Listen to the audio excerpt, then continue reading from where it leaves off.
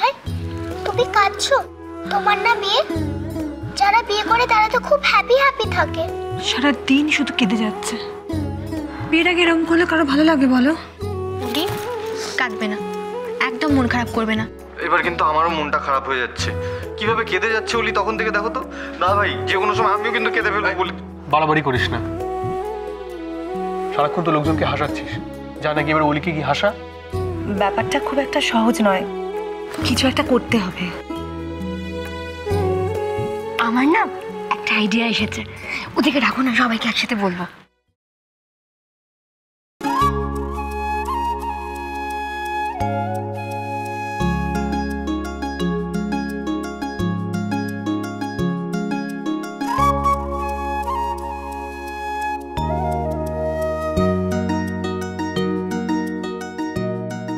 আর না হলে আর কাঁদবে না, এবার একটু হাসো তো।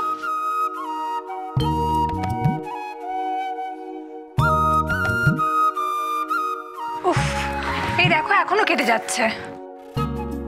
কাঁদবে না তো কি করবে বলো? একটা মেয়ে যে জায়গাটা এতদিন ছিল সেই জায়গাটা ছেড়ে একটা অন্য জায়গায় গিয়ে নিজেকে মানিয়ে নেব, এটা কি কোনো মুখের কথা হলো বলো? তাই তো। মানেটা কি? মেয়েরা সারা জীবন শ্বশুর বাড়ি যাওয়ার জন্য অপেক্ষা করে থাকে না? আরে অপেক্ষা করে থাকে, আমি জানি অপেক্ষা করে থাকে, কিন্তু একটা মেয়ে তার সব কিছু ছেড়ে দিয়ে একটা নতুন জায়গায় গিয়ে সবকিছুর সাথে মানিয়ে নিচ্ছে, সেটা কম কথা? একদম একদম। বিয়ের পর তো শ্বশুর বাড়িটাই মেয়েদের আসল জায়গা হয়। আচ্ছা, যদি এর উল্টোটা হতো, তোমাদের এই সব কিছু ছেড়ে যদি আমাদের বাড়িতে এসে থাকতে হতো না, তখন খেলাটা বুঝতে। আরে কি মুশকিল, এই নিয়মটা তো আগে থেকেই হয়ে এসেছে, আমি বানিয়েছি নাকি? এই দাঁড়া দাঁড়া দাঁড়া, এসব নিয়ম না এই তোরা ছেলেরা বানিয়েছিস, বুঝতে পেরেছিস?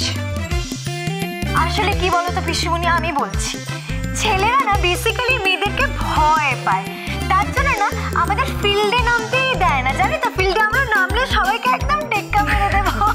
কোন ফিল্ডের কথা বলছো ঝিলমিল? তোমাদের কুলিনারি ডিপার্টমেন্টেও আমরাই কিন্তু বেস্ট, মানে আমাদের যত বেস্ট শেফসরা আছে তারা সবাই কিন্তু ছেলে। টু গুড দাদা ভাই, টু গুড। এই দাঁড়া দাঁড়া, টু গুড আবার কি রে? তোর মাকে যদি জায়গা মতো রান্না করতে দেওয়া হয় না, ওইসব শেফেদের থেকে অনেক ভালো রান্না করবেন। এক্স্যাক্টলি, একদম ঠিক বলেছো পিসিমণি। হ্যাঁ, এবার বুঝেছো তো? তোমার মা কিচেনে বাড়িতে রান্না করে দেখে পাত্তা পায় না, তাই তো? কি মুশকিল, এরা তো ছেলে মেয়ে নিয়ে ঝগড়া শুরু করে দিল। তুমি কি এক্সাম্পল দিচ্ছ গো? আমরা যদি দেওয়া শুরু করি না, পুরো রাতটা কভার হয়ে যাবে, বুঝলে? আর যতই আর্গিউ করো না কেন, আমরা ছেলেরা বেস্ট, এটা প্রুভড। জানিস তো, যারা এসব কথা বলে তারাই বেসিক্যালি পাগল, এটাও প্রুফ। কি আমরা দাদা ভাই পিসু তোমাদের পাগল বলছে, দেখো শিখে। আচ্ছা ঠিক আছে, এবার এটা নিয়ে একটা ডিবেট হোক। অ্যাকচুয়ালি আমরা মেয়েদের সাথে কোনো তর্কেই যেতে চাইছি না। কেন মিস্টার, ভয় করছে হেরে যাবেন বলে? আমরা কখনো হারি না ম্যাডাম। আচ্ছা তাই নাকি? ঠিক আছে, তো চলো আমরা আমরা এক কাজ করি, আমরা সব মেয়েরা মিলে এটা প্রুফ করে দিই যে আমরাই হচ্ছে বেস্ট। পাগলা গারদ কোথায় আছে নেই বুঝিতা জানা, পাগলা গারদ কোথায় আছে নেই বুঝিতা জানা।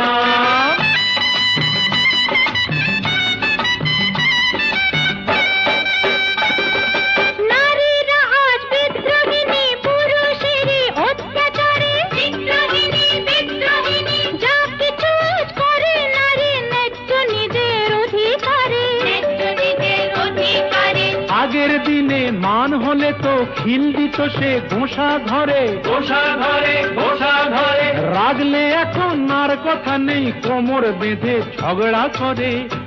ইস্কা বোনের বিবি সেজে চালাও বিবি আনা, তাই কি হয় মেম সাহেব? ইস্কা বোনের বিবি সেজে চালাও বিবি আনা। পাগলা গারদ কোথায় আছে নেই বুঝিতা জানা।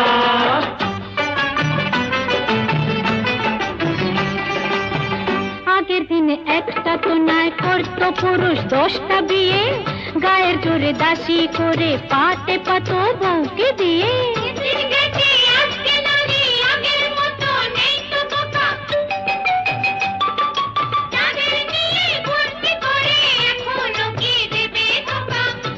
আহা শেষ হয়েছে নারীদের সেই শাসন ঘানি টানা, এবার নিজে খুঁজে দেখুন কোথায় পাগলা গারদ খানা। পাগলা গারদ কোথায় আছে নেই কি তোমার জানা, পাগলা গারদ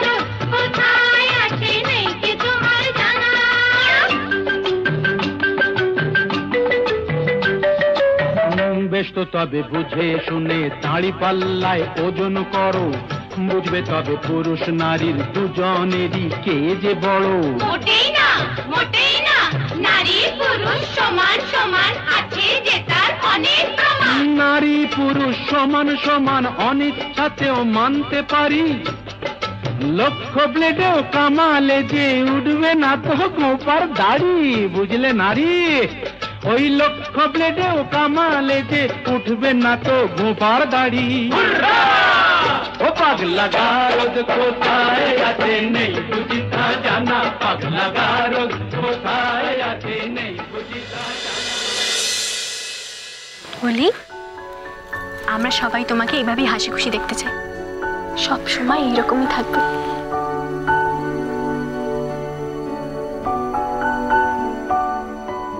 দেখুন মা, দেখুন দেখুন দেখুন মা দেখুন তো ডিজাইনটা। আমি আর কি দেখব, ও যখন সাজগোজ করে পরে থাকবে তখনই বরং আমি একেবারে দেখব। এ তো চোখের সামনে 7 রাজার ধন সাজানো দেখছি।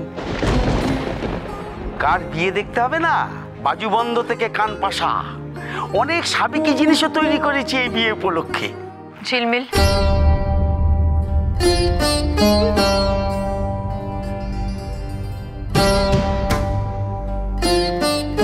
এটা তোমার মাকে দাও।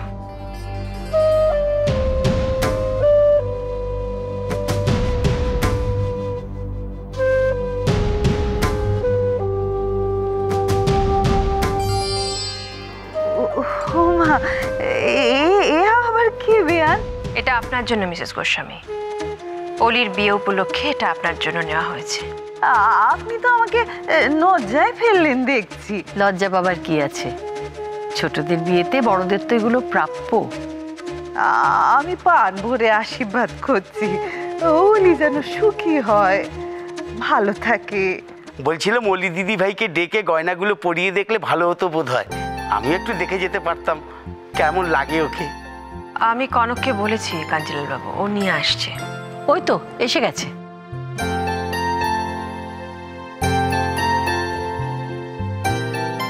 এসো অলি, বসো। কনক, এইগুলো অলির বিয়ের গয়না, ওকে পরিয়ে দাও।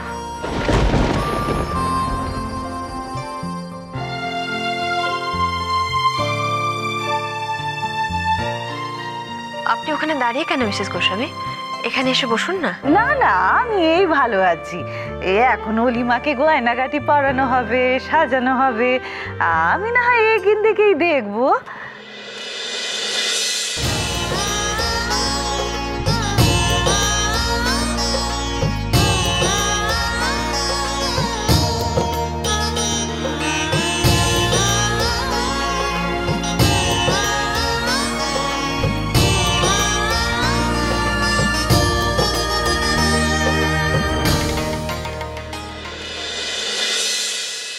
কিরে ঝিলমিল, তুই এখানে এভাবে চুপচাপ দাঁড়িয়ে আছিস কেন রে? খুব তো গয়নার বিনিময়ে মন ভরে একেবারে আশীর্বাদ দিলে তুমি। সে তো জোর করে গয়না দিল, তাই আমি তো নিতামই না নেহাত, প্রণামী টোনামির নাম করে দিল তো। তুই চিন্তা করিস না রে, আমি এগুলো পরবো না কো। না, এগুলো তুমি পড়বে না, পড়লে তো আবার 1000টা প্রশ্নের কৈফিয়ত দিতে হবে তোমাকে। সে না হয় দেব, কপালে যখন হুকুম করা নেই তখন না হয় কৈফিয়তই দিতে হবে সারাটা জীবন। আমি বুঝে গেছি রে, ঠাকুর আমার কপালে সুখ নিকেন নিকো, শুধু দাঁড়িয়ে দাঁড়িয়ে দেখবো আর বাহবা করব। কত কষ্ট করে, কত অপমান সহ্য করে, কত কাঠ খড় পুড়িয়ে তোর এই চৌধুরী বাড়িতে বিয়ে দিয়েছিলাম রে ঝিলমিল। এখন দেখছি তোর কপালও আমার মতন পোড়াই হবে। না মা, সারা জীবন তো আর এভাবে চলতে পারে না, আর এরকমটাই যদি আমার কপালে লেখা থাকে তাহলে সেটা বদলাতে হবে, আর আমি সেটা বদলাবো। শুধু আর কটা দিন তুমি তুমি একটু অপেক্ষা করো মা, তারপর নিজের চোখেই